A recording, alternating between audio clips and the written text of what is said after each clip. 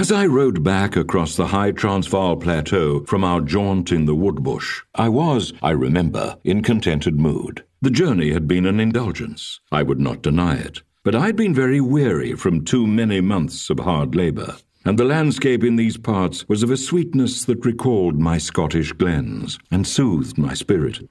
Our task had been to look into certain of the less technical aspects of land settlement in that distant and potentially fertile region. My responsibilities committed me to spend many hours in the saddle, but I welcomed my release from an earlier role in this country where I'd been obliged to suffer the misery of Boer mothers in the camps to which their menfolk's recalcitrance had consigned them. With that behind, I could respond in good faith to the invigorating challenge of this strange and bewitching country. I had picked up a little of the Boer language, the taal, and I flattered myself that, as a Scot, a Presbyterian, and a countryman, I was not too far from being a kinsman of these infuriating, yet honest and companionable people. As one old farmer in Krugersdorp had lately conceded to me, while he proffered his Mampoer brandy, "You scarcely qualify as an Engelsman." There were moments when I could imagine how in other circumstances my loyalties might have been strained. Now that Kruger and his gang were out of it, the old rogue safely in European exile, where his great age and declining health would certainly bury him, the last battle of the defeated Boer had a tragic appeal. Perhaps we might have given more credence to the more liberal elements in the Transvaal, to Joubert, for instance, and Louis Botha. Perhaps such men, with others like Smuts, might yet signal us the way ahead. These were my traitorous thoughts, provoked by youthful energy and good spirits, as my wagon clattered across the stony tracks of the northern Transvaal. I had left the crags and virgin forest of the Berg far behind me by now, and the mules made good speed because the dust of the open plateau was kept down by the evening showers of the high summer.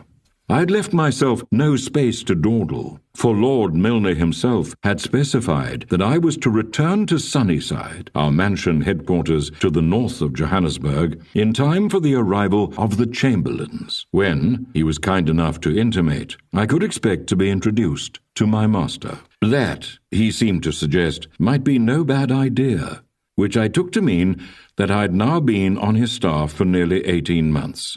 And as we all knew the path of reconciliation and reconstruction would be a long one, we should consider, in the great man's company, whether or not my own career need delay me much longer in southern climes. It was not my business to speculate whether Lord Milner might have similar thoughts on his mind. He had already carried immense burdens, and those of us in intimate daily contact with him were aware of the rumours that he was anxious to retire. No doubt these matters were to feature during their weeks in Sunnyside. It was hot as Hades in Johannesburg, and I was reminded that I did not care for this quondam mining camp. The local rags were full of Chamberlain's speech in the Volksraad Parliament in Pretoria, where, so far as I could read between the lines, the Secretary of State had given an uncompromising response to the Boers' demand for an amnesty, and nevertheless been cheered by them for it. We dined that evening at Sunnyside, a big party, but the ladies were present. Mrs. Chamberlain, perfectly charming to me, and, as I had anticipated, there was no serious talk, even as we passed Lord Milner's best port. I had warmed to the minister, although I could not see any great qualities of leadership in him. He was dapper and businesslike, no doubt an excellent general manager of the British Empire. But he seemed, I felt, to lack vision.